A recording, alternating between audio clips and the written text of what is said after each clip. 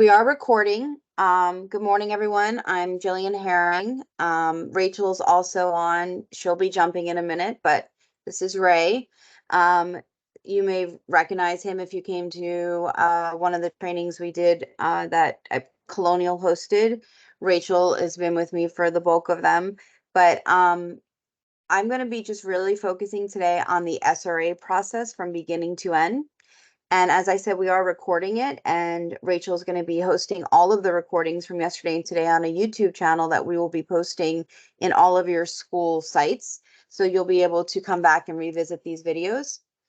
Right now, we do have the microphones and videos disabled, but Ray can monitor the chat. So as we go, I will pause periodically and ask if there are any questions. But if something does come up in the chat, Ray can just kind of say, hey, Jill, we have a question, and I will address it.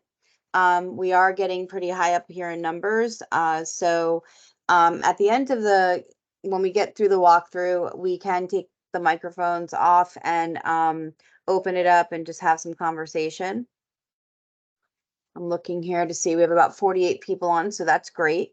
And I'm going to go through from beginning to end and highlight also some new changes that we made to the system in response to some of the feedback that we were getting from some of the different districts around the SRA process to make it a little bit easier for you all to be more in line with how you all do the work in your district.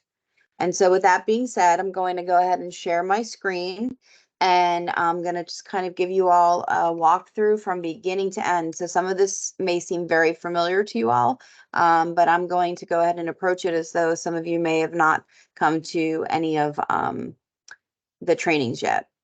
And so I know I asked you guys to put your hands up if you came to any of the previous trainings or were on yesterday. So if you still have your hands up because you have a question, let's address that right now. You can put any questions in the chat. If not, I'm going to ask you to take your hands down so we don't think that you're waiting on us to answer something. All right, so here we go.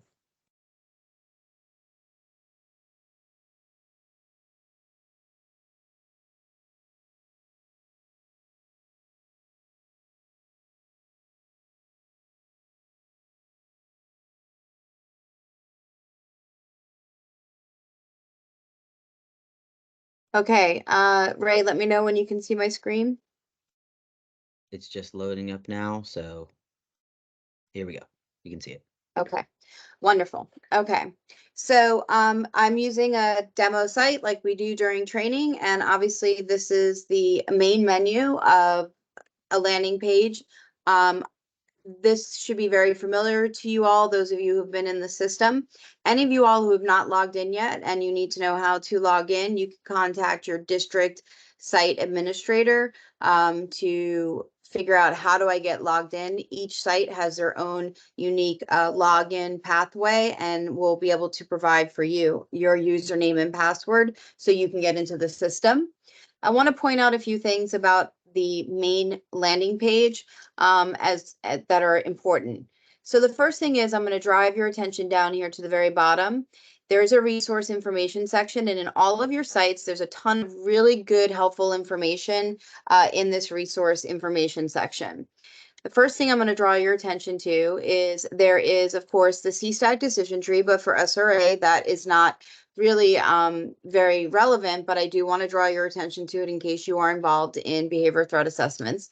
There is also a system user guide that if you click on it, it will open up a PDF file with a very robust set of directions for every part of the system, including a table of contents for easy navigation. So when it loads, sorry, my computer's running a little slow today. We have a little bit of bad weather here in South Florida, but give it a second.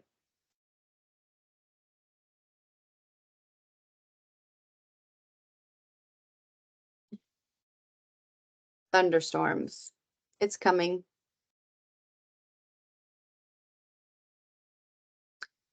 Here it is.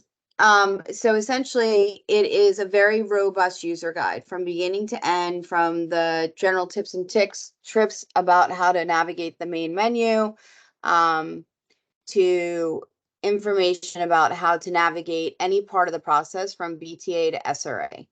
And I don't know if you guys are seeing it yet on your end or if it's still loading for you all, right?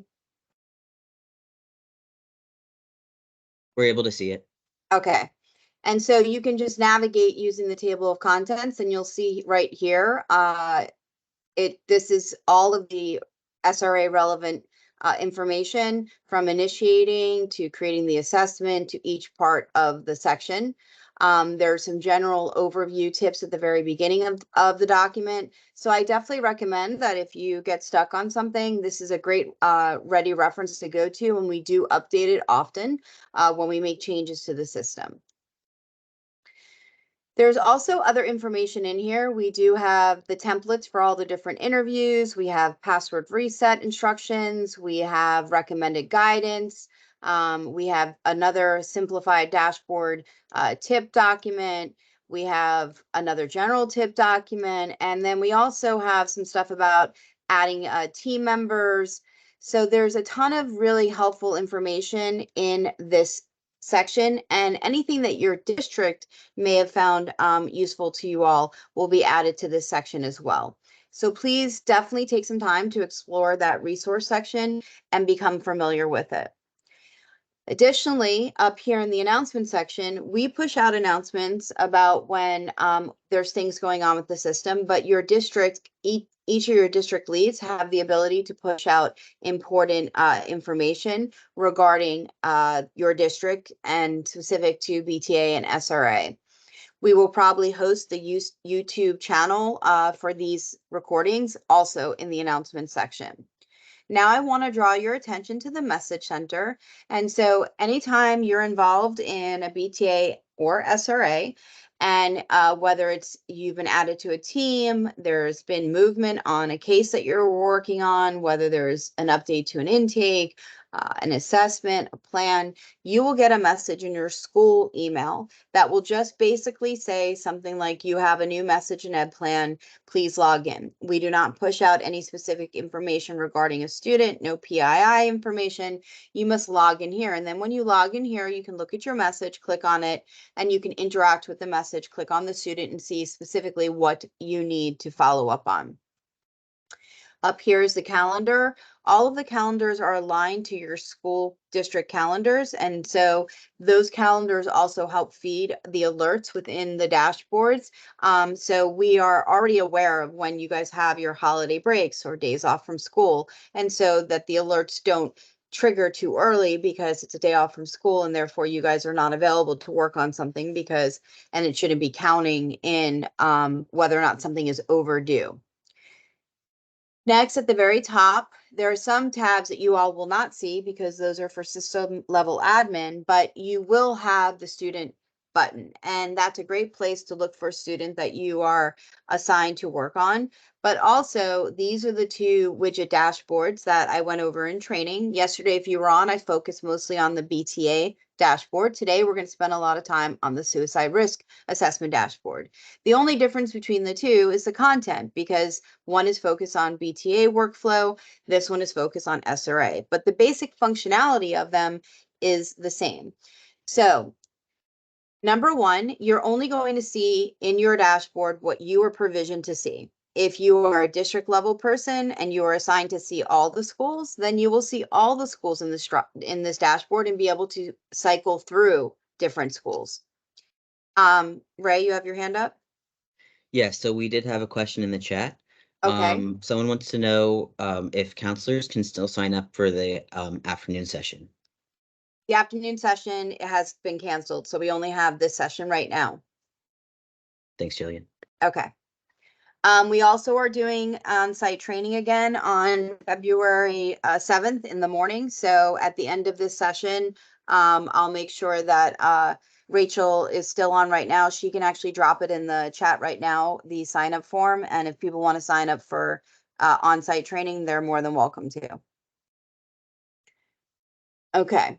The other thing that I will talk about is, so if you don't have all schools access, then you will only be provisioned to see the schools that you're assigned to. And then furthermore, you're only going to see the students that you're assigned to. So if you're a psychologist or a school counselor, but you're only on certain students' teams, then these numbers will only be relevant to the students that you are actively on the team for, working on an SRA for. With that being said, we're just going to start with looking at a student, and we're going to begin an intake for an SRA and work all the way through the process. Then we'll come back and we'll talk a little bit more about the widget dashboard. So we're going to go up here and we're going to search for active students. I do want to point out a quick little tip. If you have just recently worked on a student, you can come to recent students and it will always pull up the most recent students you were interacting with. So it's just a quick, easy way to always go right back to the quick list of students you were working with, recent students. So I've been working with Sam D. Test. You guys, those of you who've been to my training, you might recall that name. And the first thing it's going to bring up is some basic information. Most of this information, with the exception of the guardians, is pulled over from the state poll that feeds the information into the system about the students that we get automatically. Some of you may ask, well, I don't know if I have the right access, or I don't know if I'm in the system correctly, or, my teammates should be in the system, but they're not. Those types of things need to be brought to the attention of the district system lead, because then they need to be worked out with our point of contact, because all of these files are pretty much auto populated. And so if there's someone who is missing from, like, when we go to set up the team, those are things that we need to figure out why a user is not being identified. And so after we look at some basic information, we're going to spend some time going over these up here. So the first thing we're going to do is we're going to focus in on the team info tab. So the first thing I want to bring to your attention is we always want to make sure there's at least one parent or guardian in the team info under family and others. Now we can see here there's quite a few. But if there was nothing here, or you see that it doesn't have the right mom or dad, you want to make sure there's at least one. And that's because, as most of you know, as a part of the suicide risk assessment process, there is specific spots where you have to log a parent or guardian notification. Additionally, the family and others tab allows you to put in other people, like if there is an agreement that you can talk if the child has a therapist, or maybe you're adding a general teacher into the process that isn't going to be on the team per se, but maybe is going to be made aware of some information. And so, but you must have at least one parent or guardian. And maybe that may change. Maybe the father's going to step into the process, so you need to add or switch out. So you can click on family and others, and you can just go through the list and make sure it's accurate. And maybe there's a duplicate. Yesterday we had, when we were updating this, if you all were on my training, there were a ton of Dr. Joes. So if you needed to remove, let's just say we need to remove Dr. Joe, you could just click update the database. And then let's just say maybe the child had a new person in their life that was participating in the process, maybe a grandmother. So we could just say Molly Smith is going to be participating. And maybe she's the grandmother, and she's also a legal guardian. You have to fill in these two with the asterisks, and then you have to make sure here that you include them on the BTA team. You can fill in all the rest of this if you want to, but you must include on the BTA team, and you must make sure you identify what role they have. And there's other options here, as you can see here. And then you would hit update the database. And now you see that she's in the list. The other part of this that I'm going to point out is, say you inherit a process that's already begun, and you get to that selection in the process, and it comes to the parent drop down and it's empty. There's nothing to worry about, because we are in the child's page. So all you have to do is come up here, family and others, and add the parent in. It's not broken. It's easy to update, fix, add it in, and then you can continue back into the process and do the work through the individual dashboard. The next thing I'm going to point out on this page is the contacts page. So this page allows you to document any contacts you might have had. Maybe it's with the therapist or an external doctor. Maybe it's with the parent. Maybe it's with a teacher. Maybe it's with the school that they were at previously. So this gives you an opportunity to log any type of contact that you've had. It's very simple. You would just go add contact. You can put in who is the person making the contact, who was contacted, what was the method, and then you can put the notes of that contact. So what's nice about this is that when you go to the contact page, you can then export all of these contacts. If someone asks for other documentation regarding how many times did you try to interact regarding this child, and you can export them, you can print them, and you can also turn some of them inactive, meaning they were deleted, they were duplicates, so forth and so on. Finally, the other thing I'm going to point out is the BTA team. So again, in the intake process, we're going to see that you have an opportunity to update the team within the process itself, but you can also, before you even begin, check out the team right here. And so you can look and see, okay, who's on the team, who has BTA access, and who has SRA access. And if someone needs to not have SRA access, you can uncheck it or you can check it. And you notice that all of the people who are listed as potential guardians or others are always listed here. That does not mean they have access. That just means that they will show up as potential signatures or meeting participants or people in drop-down selections to be notified or informed as a part of the process. So if you don't want them on the signature page, you can go to family and others. So say you didn't want Mr. Fox, because he's no longer the regular ed teacher for the student, to be on in the process and showing up, you would just delete him. And then when we go back to the team, he would no longer show up in the team.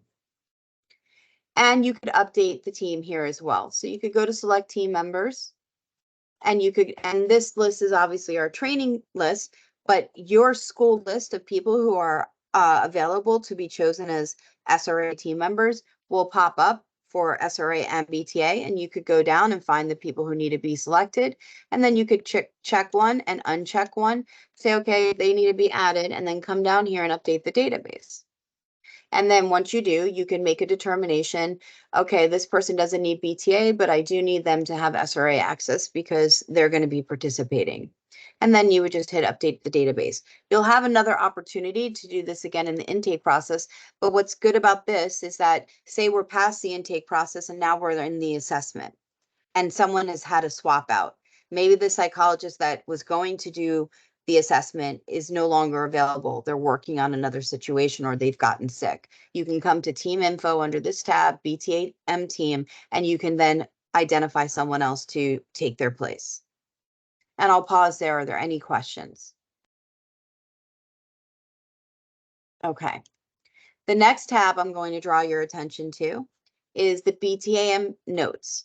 And so if you came to my training, you will have heard me say that, it just really depends on your state, your district policy. In some states, they do mandate that everyone be listed in a threat assessment by their full name. In other states, I was on with Dr. Melissa Reed last night. We were having a very good conversation. And she was doing some training, and some states, they're just saying that you should put people in as a teacher, a student. So, and I told her how, well, in a lot of states where I train, they just use initials and then they put the initials here.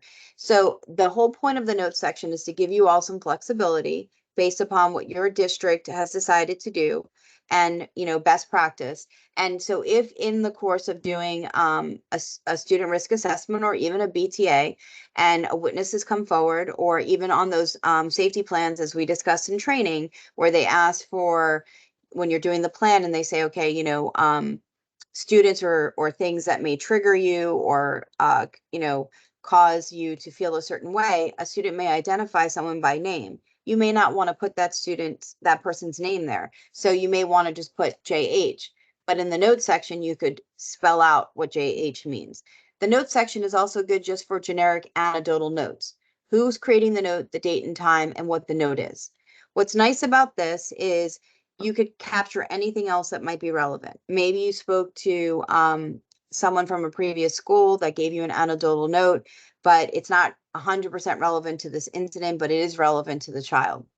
What I will want to caution you about is do not use this note section to have interpersonal notes about the child. So you do not want to use this notes to, like me sending a note to Ray saying, I think that no matter what, it's going to be a high suicide risk because of the past behaviors of Sam.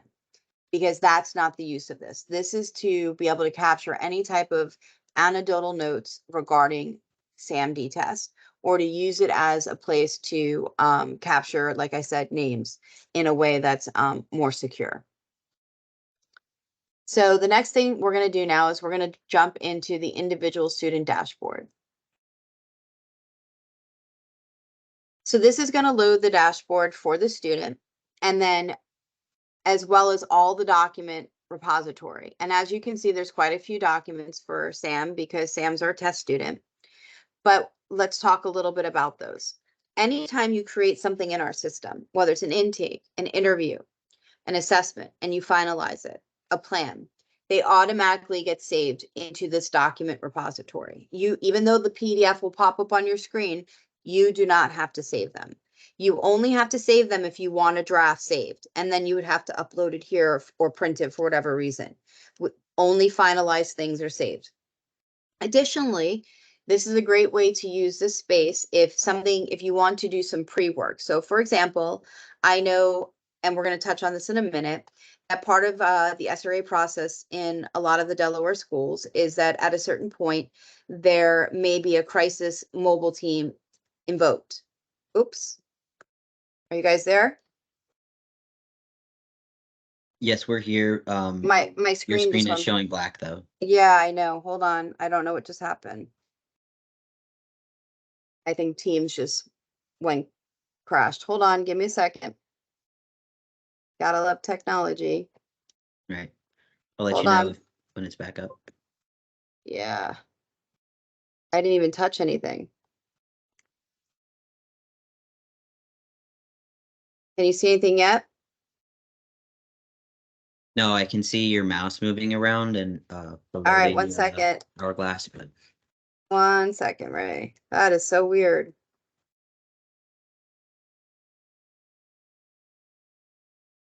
I can see you again. You can see me. Can you see my screen? Yes, now I can see your desktop of your computer. But can you see the Now it's coming up. all right, that was weird. Goes to the We're machine. back. All right. So as I was saying, one of the things that with the crisis mobile response team that you could do is you could, if you got the report back, and I'm going to show you guys how we adjusted the system for you, you could upload that report here. And I know that you often don't get it back, but you could upload it by hitting attach documentation. Same thing goes for any type of anecdotal interviews. If a teacher, after you guys have already done the assessment and finalized, but then a teacher brought something forward afterward and said, oh, I found this, I was looking for it, and here's the journal entry I meant to tell you about. You can always upload it if the process was closed. And so this is also a place to capture anything relating to SAM, not just formal things that were created. The other thing that's nice about this is anything within the state of Delaware for the districts that are using us, you don't have to worry about things being transferred from place to place. They will automatically come to us. Regardless, we'll be able to transfer that information back and forth. And then once the student moves from district to district, those documents will populate into this area. But if a student came to you from a district that wasn't using us for case management, but they did have a suicide risk assessment in their jacket, you would be able to upload that into this section, and so that the team could see that historical documentation. Now up here, you guys should be very familiar with this, but obviously right now there's only 3 entries, and hopefully that's all you have for any of your kids. But if there was a lot, you'd be able to scroll through. You can even search by a particular date, by thread ID, by what type it was. But you can go through all of these. It is historical. We do not wipe it out. So if a child from year to year, from 6th grade to 9th grade, has a series of threat assessments, whether it's for BTA or SRA, you'll be able to see the historical record. You can then filter by date of threat, incident type, intake form ID. So you can manipulate this data to whatever works for you. I do want to point out, red and green or exclamation point and check, you can kind of see. And so this lets you know whether or not you're overdue or in compliance with whether it's the monitoring plan or whether it's the assessment. So whatever the next step is in the process, this alert lets you know whether or not it's in compliance. And those are built to the timelines that the district has decided upon. How long an intake should stay open, 24 to 48 hours, school hours. How long should an assessment stay open, 48 to 72 hours. And then what is the review cycle for the monitoring plan? Every 2 weeks, we should be checking in, every 3 weeks. And so as long as it's within compliance, then it'll have that check mark. And if it's out, it'll have the exclamation mark. Anything that's an eyeball means that it has been finalized and it's able to only be viewed. Anything with a pencil means that it has been edited. There are these lines here. That means that something has been reopened. So meaning that there was an assessment, it was finalized, and then at the district level, someone looked at it and said, you know what? I want you to do some more work on it. And they reopened it and they sent it back. And that is a feature that we are rolling out so that district level admin have the ability to give some feedback to end users to say, you know what, maybe go back and try and do that initial student interview again. Or have you guys thought about looking at this record review? And what this will do is it'll show the different versions of it, because we never erase over anything. We just have a new version of it. So there's always that for audit trail, there's always, you can show the changes as the updates were made to the process, whether it was for the assessment or the intake.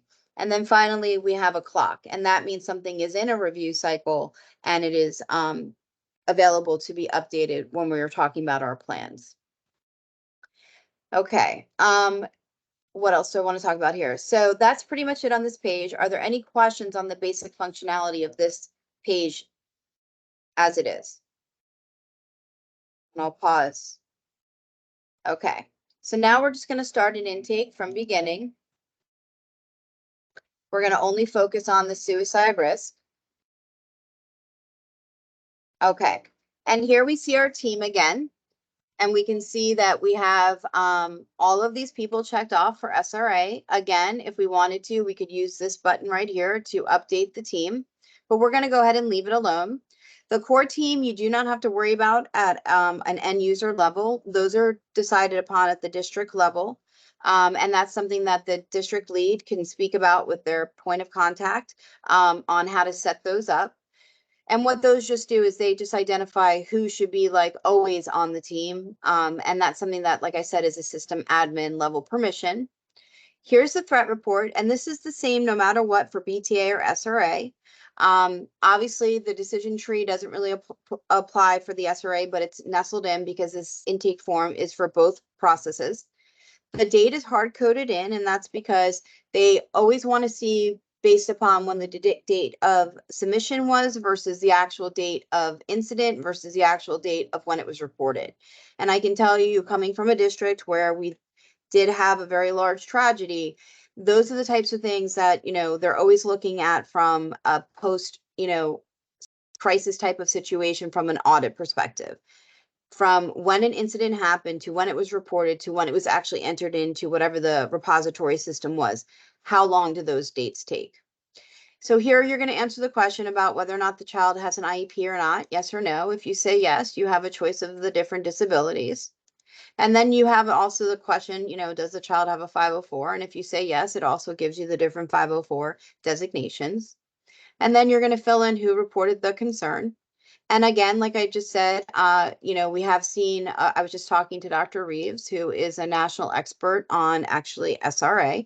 And she said some districts are leaning towards, instead of putting the name in, they say a teacher. And that's something you all can decide upon in your districts. And then so staff member. And so you can either put the phone number in at the school or you can put NA. And then who is this reported to? And then we'll just say the administrator. Anything that is red or says required must be completed for completion. Otherwise, you will get a rule of completion error and you will not be able to finalize. And it will be very specific what you are missing. Date reported. So we'll just say it was the 24th and we'll say we don't know the time. Date administrator learned was the same day. Incident number is only if it's tied to a discipline incident. You guys want to use that field. For SRA, you really probably won't have a lot tied to a discipline incident, but that's really more for BTA. It comes in helpful if there's ever cross-referencing. So for example, if you guys have a system that tracks your discipline incidents and there might be a suspension or expulsion, and you want to see how many of your BTAs/SRAs are also resulting in internal or external suspension, you could do a lookup between the two reports and see what those numbers look like. And the date of incident, will just say that it was the 23rd. We don't know the exact time, and we'll say that it happened and we'll say say that it happened before school across the street.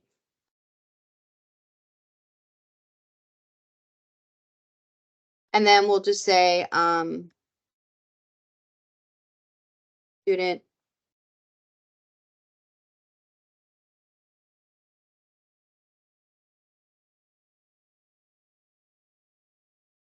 into traffic. There obviously is no target, so you would just say it was not applicable. And if there was a witness to it, you could put the witness information in, threat to self. These are just some helpful tips of what you need to remember. You could create a draft if you wanted to look it over or show it to someone else. You could save it if you needed to just clarify some information or create a final. So we're going to create a final. The PDF will come up. As I said, you don't have to save it because it will automatically, as a final, be saved right here in the system. And now if we go, we see here, there is a line. A new line for the new incident we just created. We could look at the intake, and we only did self-harm, so there's only one line. We're now going to go into the assessment.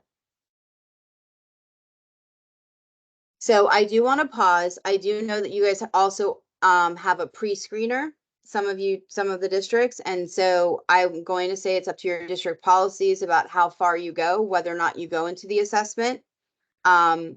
And so those are things that we are working through, but I'm going to point out some things about that we've made some updates to the system to accommodate the fact that you do use the crisis response mobile team, and you'll see that in just a minute.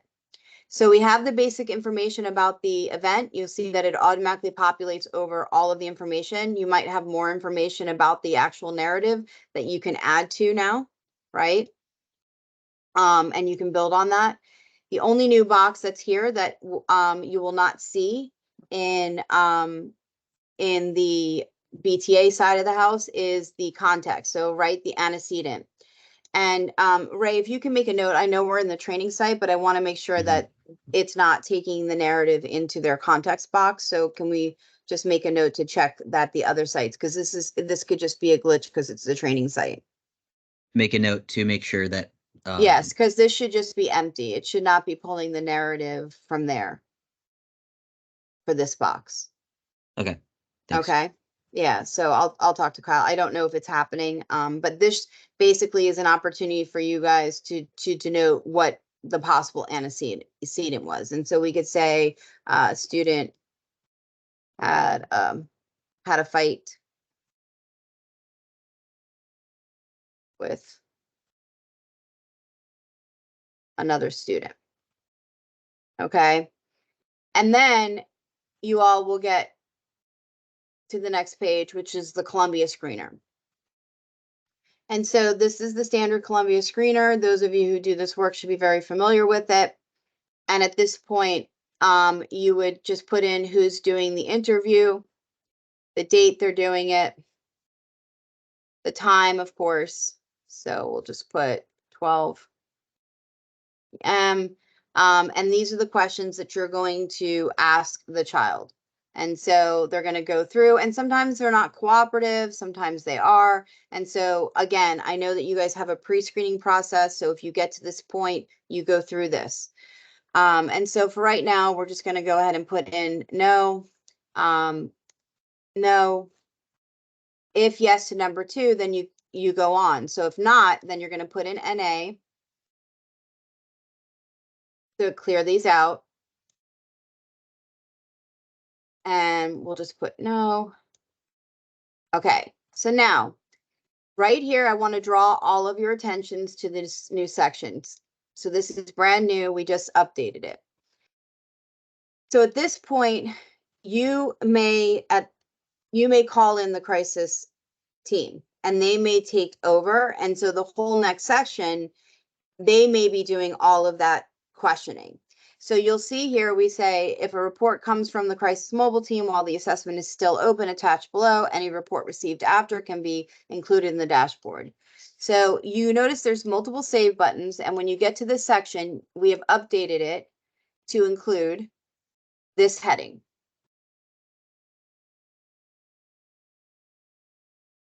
To be completed per district policy. So this is where you need to speak to your district leads regarding the SRA process about how they want you to conduct these sections. So if these questions are going to be completed by a mobile response crisis team, then you notice now that none of them are required anymore. I see a hand going up. Yep.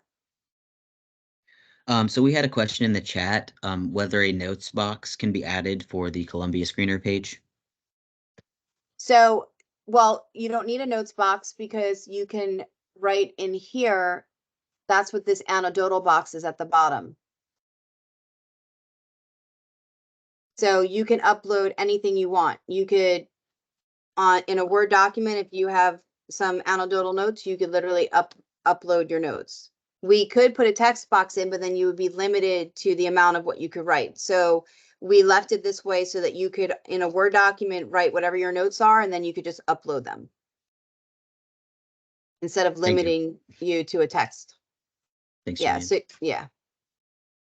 So that's why we did it that way. Yeah.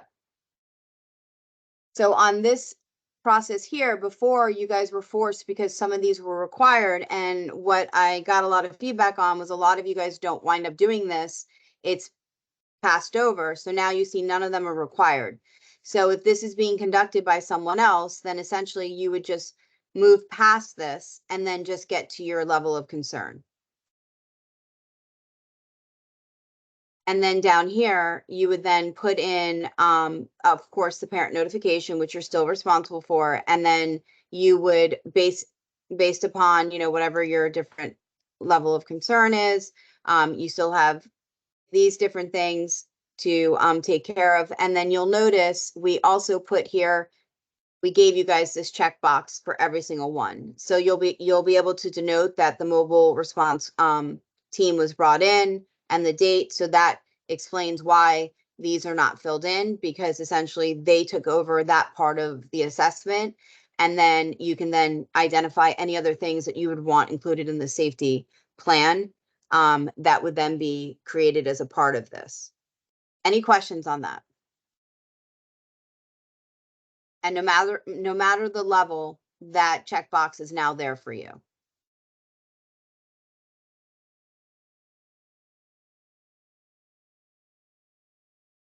So I'll pause there to see if there's any questions. I'm hoping that by making, I see a hand go up. So what's the, Ray, is there a question? I don't see one in the chat. Okay. I'm hoping that by doing that, it'll make it a little bit easier for those people. Again, I went black. There's something up with my Teams. Hold on. I think it's the weather. Hold on. Let me do it again while you get the question. Yeah, I can see you, but you're frozen. I can't see anyone currently raising their hand, so if you want to raise your hand again or drop your question in the chat, I can raise that to Jillian. Here we go. If a student refuses to answer any questions, what level of risk do you assign? That sounds like it might be a district level question, but I'll refer to there. Yeah, that's it. I would refer back to your district on that question. Is my screen back up? Yes, we can see it now. Okay. Yeah, so I would say that's a district. I would speak with your district lead.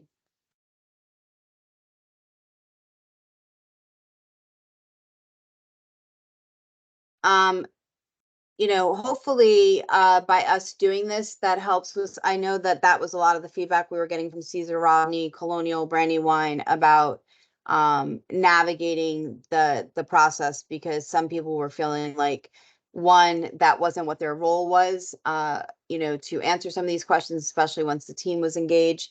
And again, we make it very clear that we recognize that you may not receive that report back. So you would just go through the rest of the actions, denote it, and then move on. And then also, by not making any of these required, you now have the ability, per your district policy, maybe you only fill in a few of these, and not all. So you can complete the process, no problem. And then you would go through here, identify any of these actions. You could identify, if you know whether or not the student was hospitalized. You could also, at that point, you would identify all the different meeting participants, and they have an administrator as a default drop down. But if the administrator is not participating, then you basically just can clear it by saying, this is the administrator, but they are not attending. And then you can then put in all the people who did attend.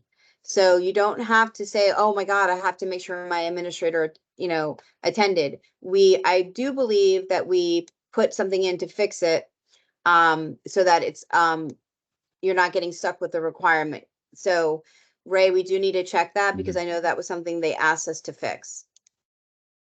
Okay. And we did have another question asked in the Sure. chat. Actually, two more. So can you go over again how to make sure you get a BTA and an SRA? Someone said they were only able to complete an SRA. They don't have access to the other one. So how do you make sure you open one or both? Okay, so to do both, so say the child has made a threat to self and threat to others, let me just finish showing this one piece. So if at the end, and it's an SRA only, and in the course of doing the SRA assessment, the child has now also made a threat to others, which often does happen, you can check this by saying yes. And when you do, it will allow you to proceed to the BTA side of the house. And also, all of those people that were checked off for the BTA access, they will get notified. However, to what you asked about, to make sure you ignite both processes in an intake, you would just, I'm going to show you on the intake form, you need to make sure that you select both. So on an intake,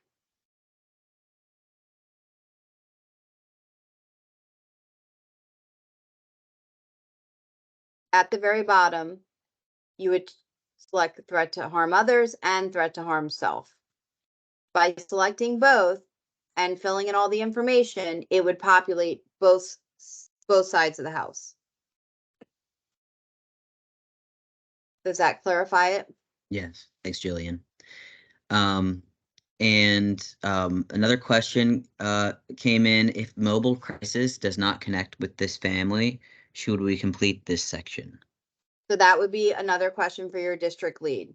And that's why we made it very clear in the process, follow your district policy. So that's where you have to contact your district lead on how to handle that situation. Yeah. Another question. This seems a follow-up maybe. Also, many times a family may choose to connect with mobile crisis from their home, and we do not get any direct information from mobile crisis. Yep. That might be another procedure Yes. question for the division. Correct. Um, we can only Yes. answer basically system-based questions about where you'd put things in or how to complete it in the system.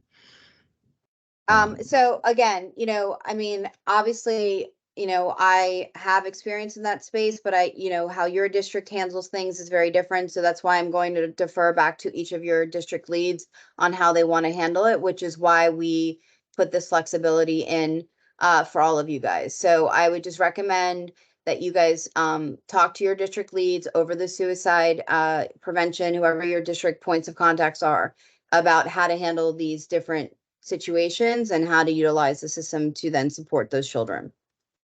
So going back, what I want to do is I want to go back and I want to talk about a safety plan now for a student who has had an SRA.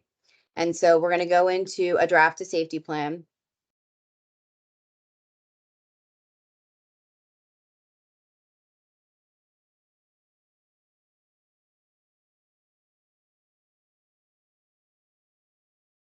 And so we have The assessment is done, the intake is done, and now we're going to go into the plan. And so anything that was captured as a part of the assessment, so any action steps that the team identified, will be automatically populated over. You would obviously put the begin date for the plan. So we're just going to go ahead and put today's date. And then the people or person that's sitting down to look at the student safety and support plan will get to see, okay, what are the things that the SRA assessment team decided should be the interventions? And so we have ensure student is medically safe, never leave the student alone. We're going to look at a modification to the 504. They consulted law enforcement. So you have some stuff here. Then what the team can do that's looking at the plan, they can then select other things. They could deselect something if they don't want to do that. They could then update the safety intervention narrative. And then this plan, those of you who've gone to my training, I always talk about these. These are meant to be a little bit different than BTA plans because these plans are meant to be kind of done with the child and the parents, if possible, because you want to give this to the child. There's helpful information for them to help them through their crisis as they stabilize. And there's also actually helpful phone numbers. They're going to identify people that are distraction. They're also going to identify people and places that are helpful to them. And so having this in a system, but not in the hands of the child and or their parents doesn't really help. And so you're going to hopefully, if possible, be able to work through it with them once they kind of stabilize a little bit. And you're going to have conversations with them. You know, what are the warning signs for me? What are the different things that I need to be aware of in self-reflection that when I start to feel these things, I need to be mindful of because that's when I start to feel, suicidal ideations or an attempt coming on. And so you'll check them off or capture in this box whatever they articulate. Part two, same thing. What are some different coping strategies that I can do? And again, they may say, I really like to go to the gym and work out. I like to, knit, whatever it is, and you'll capture them. This is the one that I always caution about from my own personal experience. I always tell the story of a student who, basically was brokenhearted because a very popular pretty girl in school didn't really give him the time of day. And so, innocently enough, the person who was working with him put her name down because, every time he saw her and spoke to her and she ignored him, it made him feel bad. So the person said, okay, well, maybe you should just stay away from her. Don't put yourself in her line of sight. Stop trying to talk to her. And so they put her name down here.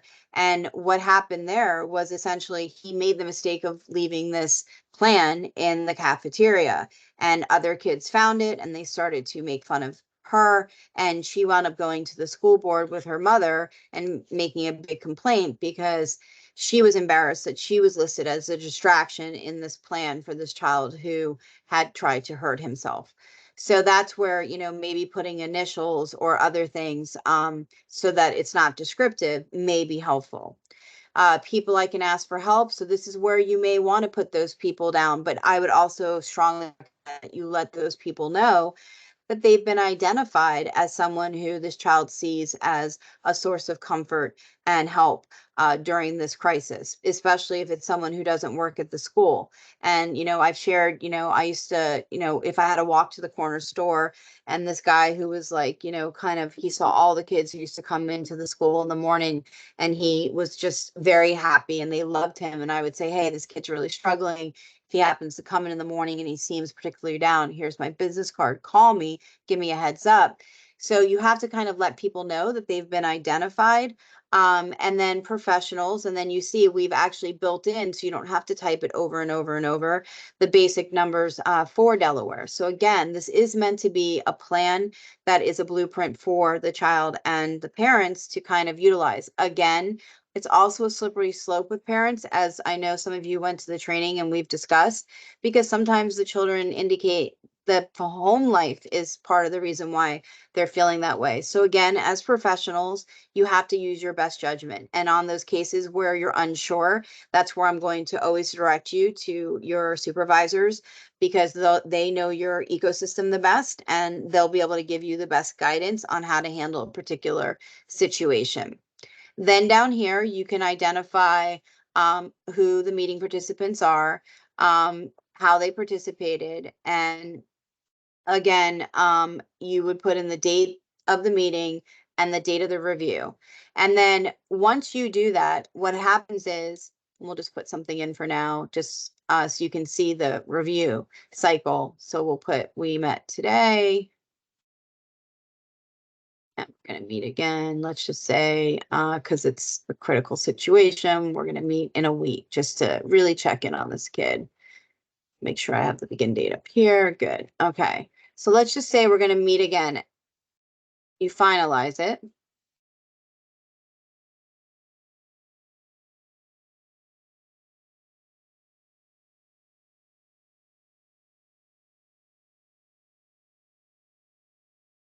Again, the PDF comes up.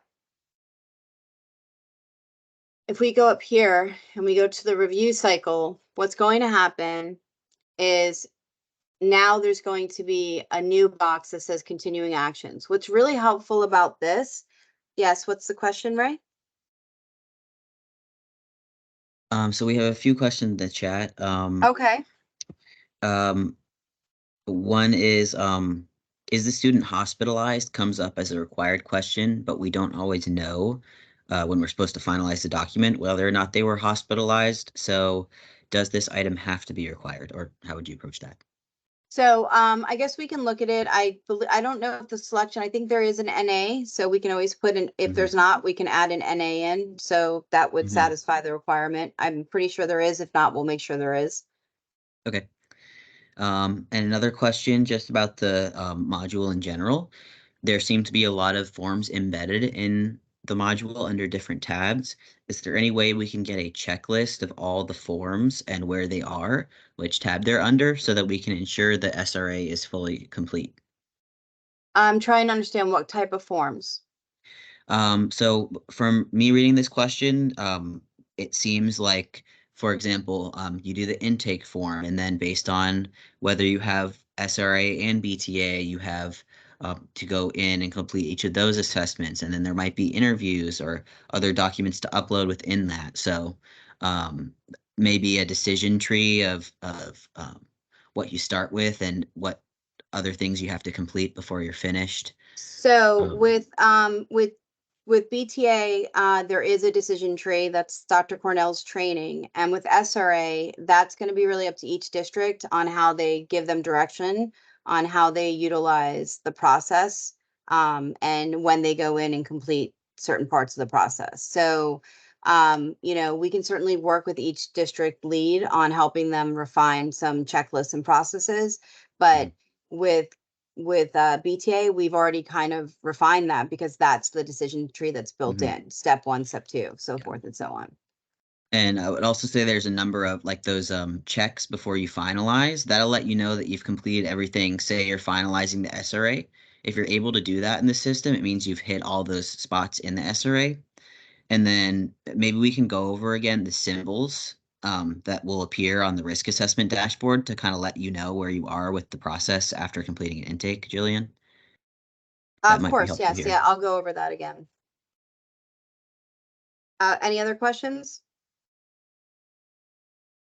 Um, Yeah, there was more commentary that NA might be helpful for that hospitalization question, and I don't see Okay, anything else new in here, Jillian. okay.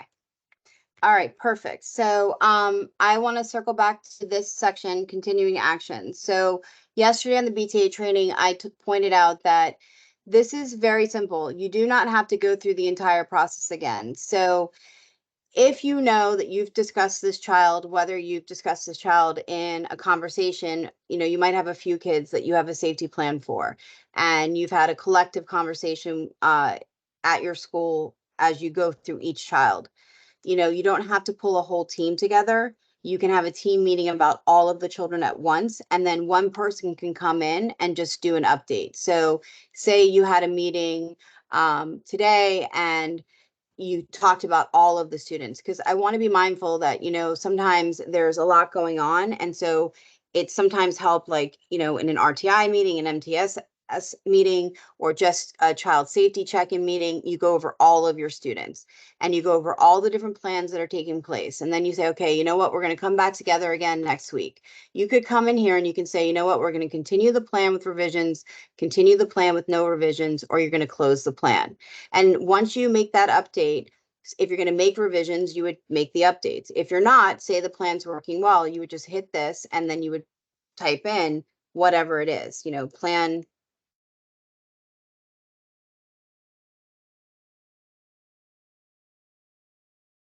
plan working well.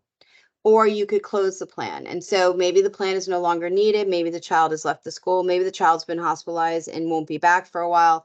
So you have an opportunity to close the plan so you don't have to keep checking in on it. And then you could reopen the plan if the child came back to the school. And then you would just update the support plan.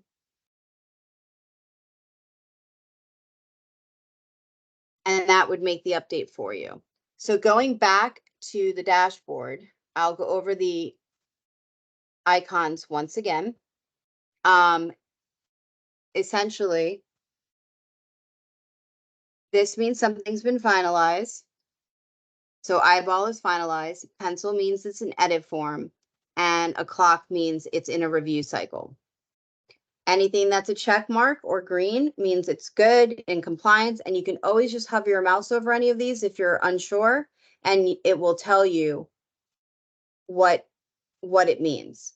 The other thing in regards to the process, again, especially with BTA, if you've been to CSTAG training, that CSTAG manual that we provided to you outlines the entire process.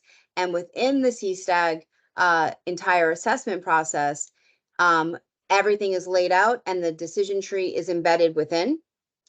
As far as the suicide risk, you need to really, and here's that decision tree that I'm talking about. So here are all the steps, and this is embedded throughout the entire process for the BTA. As far as the SRA, again, it's my understanding that each district is approaching it very differently. Some have pre-screeners, so you have to follow your district policy on when you do a pre-screener, when you come into the system, and then how do you utilize the system. And so, and we could certainly work with the district leads on helping, refine that. And most importantly, again, always come back to this resource section down here at the very bottom. And there's tons of resources in here to help you with some of the information. As far as BTA goes, we have provided all of the templates for the BTA, all of the interviews that are involved for the BTA process. So not only are they in the system, but every single interview is on all of the sites in a template form. Any questions? I don't see any new ones coming in. Okay, we'll double check and make sure that we have NA added for the hospitalization. And like I said, hopefully now that we've unrequired some of that analysis questions, that will help with some of you all who have reached out to say, I don't really do this. This is what the team does. And again, fully understanding that sometimes you never get that report back. If you ever do, you can always go in and upload it to the document section for the student. If not, we understand that as well. We just wanted to give you guys an opportunity to not be forced to go through those questions if you're not actually the one doing it. Okay, did Rachel put in the chat the link for the training in person? I was able to get that from her, and it's in the chat. Okay, those of you who have not attended CSTAG training, I highly recommend that you do. And so we are offering another one on the 6th. There's going to be case management on the 7th. The CSTAG is a full day training. It is very, very helpful. It will teach you everything that you need to know about CSTAG training. And then the next day, we do go through the system. But I will stay on for a few minutes, and what we can do is we can open up the mic. So if anyone just wants to have any final questions on the SRA process, I'll make myself available just to talk through best practices or anything like that. Let me open up the mics.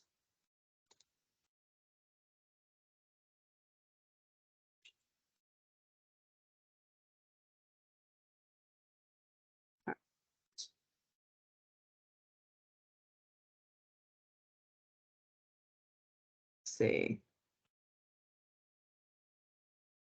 It should be open.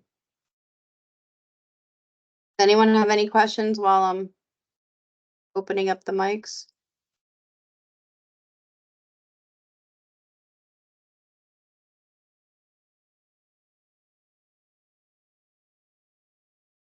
Settings. It's moving slow. This weather's bad. Okay.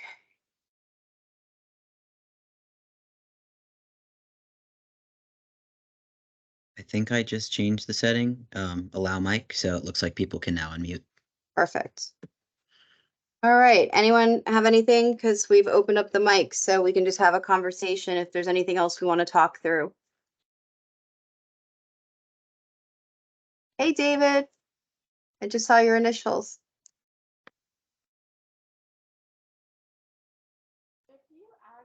Oh, sorry. Oh, can you hear Sarah. Hi, Sarah.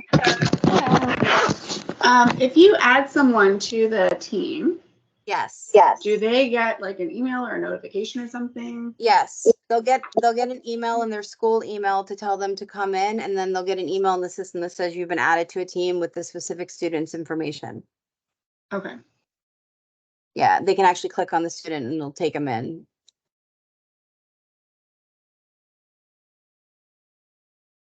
Any other questions?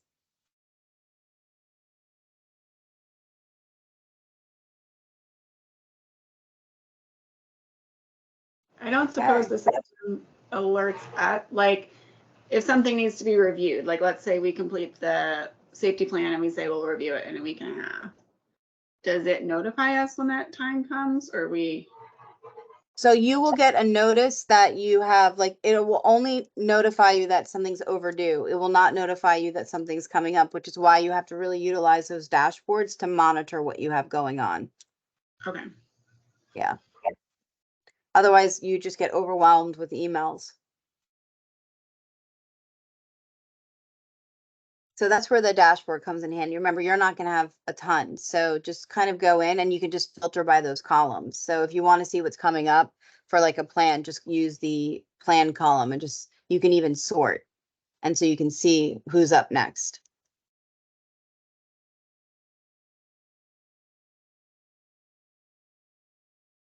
I can show you what I mean if you want me to.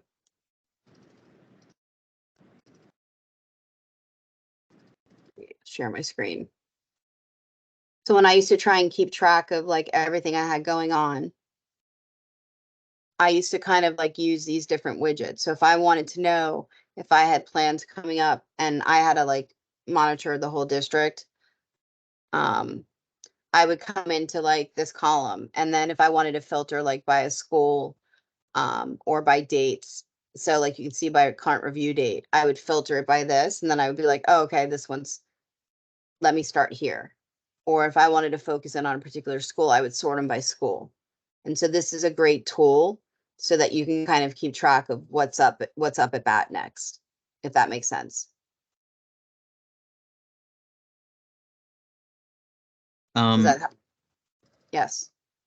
There's a question about the Columbia screener questions.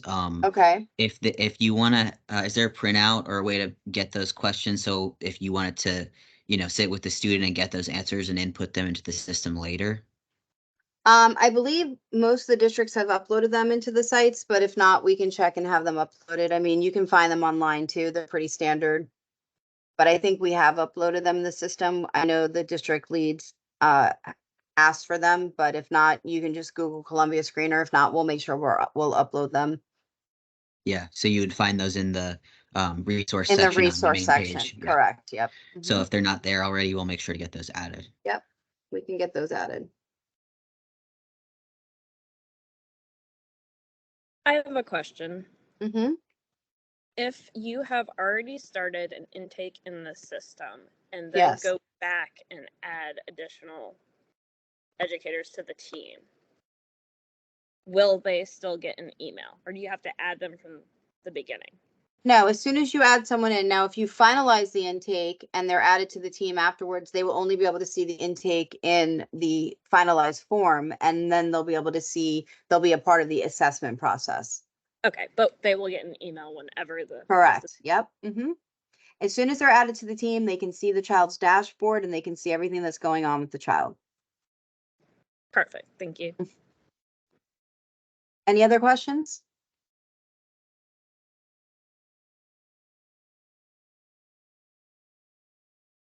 No additional questions in the chat at this time. Okay, so we'll make sure that the Columbia Screener questions are on all your sites. We'll make sure we'll check on the NA for involuntary. And we'll make sure that we circle back and make sure that your leads know that you are looking for some steps for the SRA process. The BTA, the steps are there. That's Dr. Cornell's decision tree. So. All right, well, I thank you all for coming on and joining us today. And if you can get to training, if you haven't been, I strongly recommend coming. And if you have any questions, don't ever hesitate to reach out and ask. Like I said, we will be putting these recordings up on a YouTube channel, so you can come back and review them. And as we make updates to the system, we will have further refreshers on different system updates and other things like that. And we will be doing more trainings this spring on site in Delaware. So with that being said, I'll give you guys back some time, and I hope you all enjoy your Friday and a lovely weekend. The Columbia Screener is used across the board for all age groups. But again, you need to talk with your district about how do you approach it. I will always say, as I've always said, you have to change your tone and tenor with all the different types of students that you are interviewing or questioning. And I hope that answered your question. Thank you, everybody. Jillian, there was one more question. I think it's probably a division level if you need to be trained in order to administer the Columbia Screener. Yes. Yes. That's usually best practice.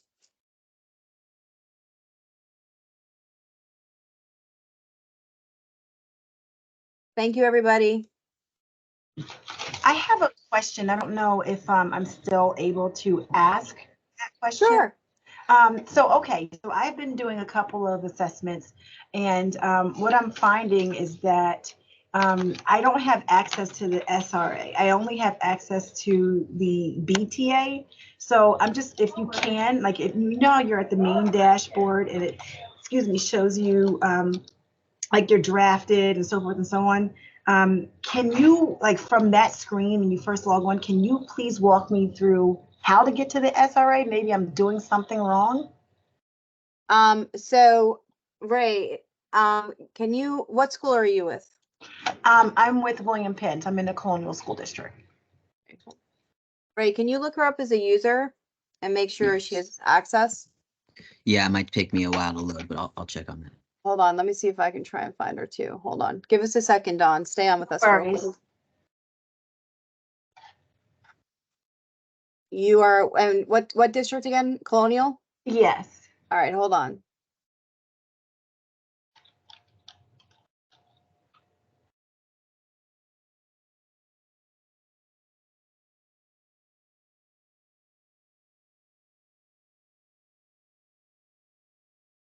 Paramore, right?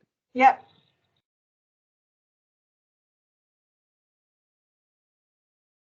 You should have full access. You're saying you can't see the SRA dashboard?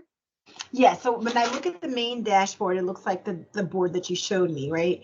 But then, so when you go in, it almost gives me like the BTA. It doesn't show me SRA, even if you go out and you fill everything. Okay, so Dawn, here, I'm gonna show you something real quick. Cool, thank you. I'm looking at, I am impersonating you right now. Okay. And I'm looking at your dashboard and I see suicide risk right here. Mm-hmm. And here's threat assessment. Yep, This that's is correct. Right. So here's SRA and here's BTA. What are you saying you're not seeing? So when I start to do the assessment, like I spoke to a couple of our counselors and they are able to have access to the screeners.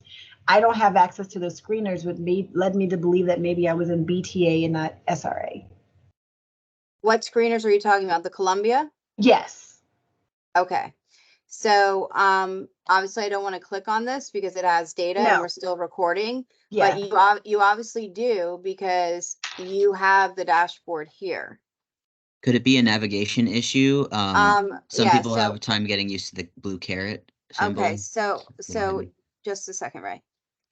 So Don, what I'm gonna have you do is I'm gonna stop impersonating you. Can you log in while we're on the call?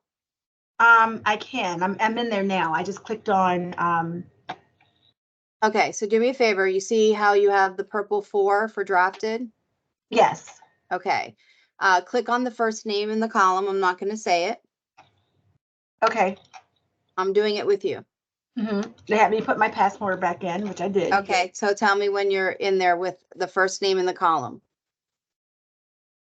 I'm in that Okay. report. Okay, all right. So now there is a pencil for the assessment. You see the pencil? Yes. Okay, let's both click on it. Okay. Now you see, I see everything there for page 1 on Yep. the intake, right? You see the green arrow at the top right? Yes. Click on that. Okay. What happens? It takes me to, okay, I see this Columbia screener. Okay, I see. You see it? I do. So that's what it is. Okay. All right. Okay. Yep. All right. I'm gonna stop impersonating you now. Thank you. No, thank you for letting me be you for a minute. Okay. Anybody else have any questions? Someone's asked where will the YouTube channel be posted? How can we find We're it? gonna post it into the site, into the main page. You'll find it either under resources or in the next announcement section.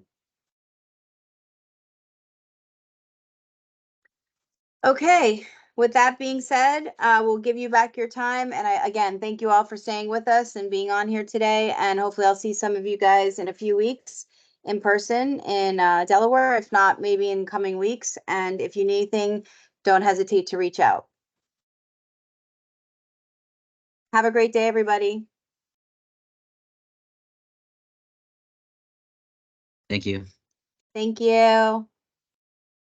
Thanks, Ray. Yeah, of course.